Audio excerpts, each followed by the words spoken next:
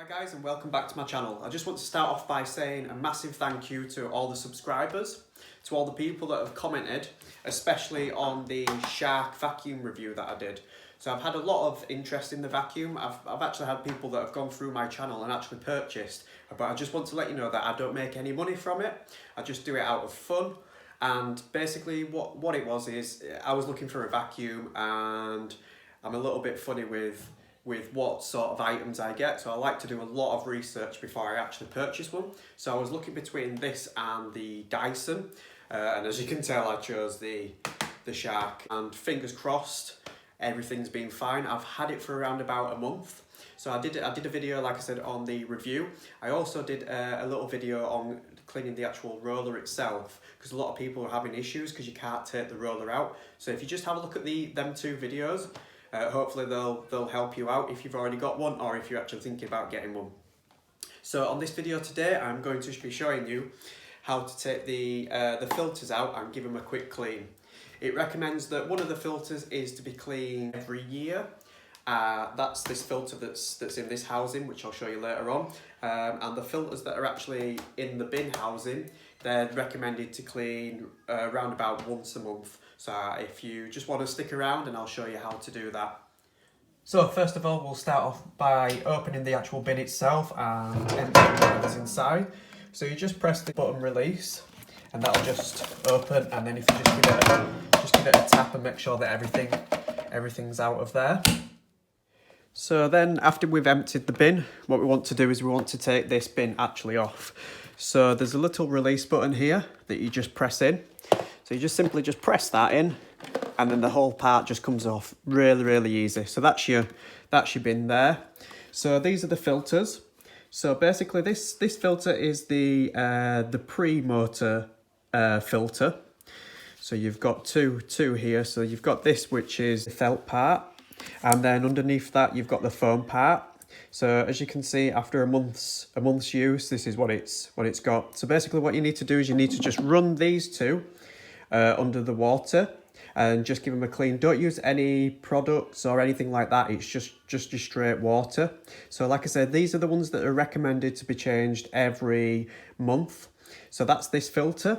So then on the other filter, which is the post filter, you just want to take this part out here. So just give it a little bit of a wiggle and it'll come out. So then you just again you just want to put this under the water and give that a rinse out. So this one only needs to be done once a year. What they do say in the instructions, and you need to definitely make sure, is that they all are fully dried.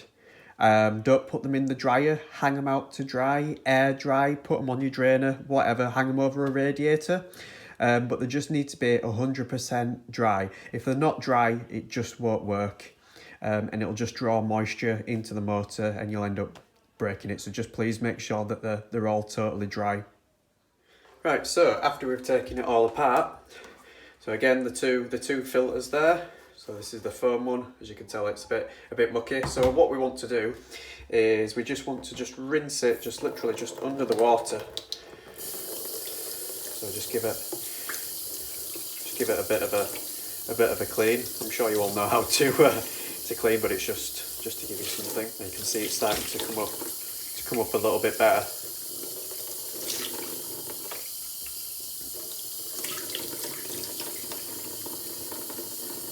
And then you just want to give just a bit of a rinse as well.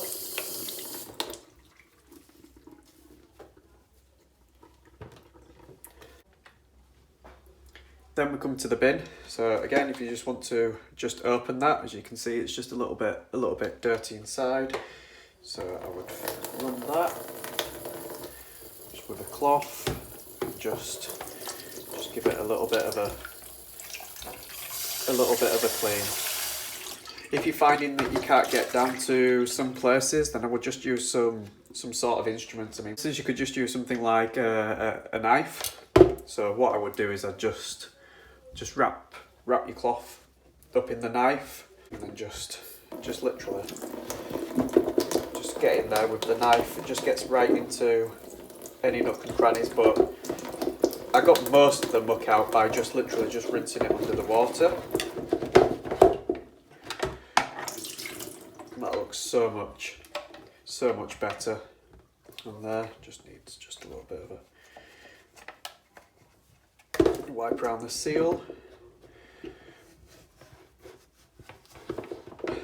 I would also, whilst you're cleaning the inside as well, I would give just round here just a bit of a wipe, just to get any of the muck or the dust. I wouldn't really just douse this all in water, it would be just more the bin.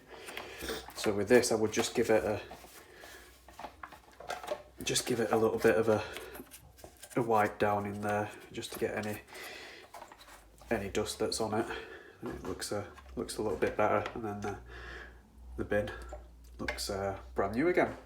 So there you go, all nice and clean. It's still a bit wet, so what we would recommend is you just leave this just on the side somewhere and leave the actual bin open just so it dries itself naturally. And then the same with these here, nice and clean. Again, leave them out. And I can't stress enough, what you need to do is you need to leave them at least 24 hours. And it just gives it enough time to dry off, and if you feel that they are still a little bit damp, just leave them just a little bit longer, because if you put them in wet they could damage the hoover. So seeing as it's nice sunny day today and the joys of YouTube in 24 hours, it's all nice and dry now.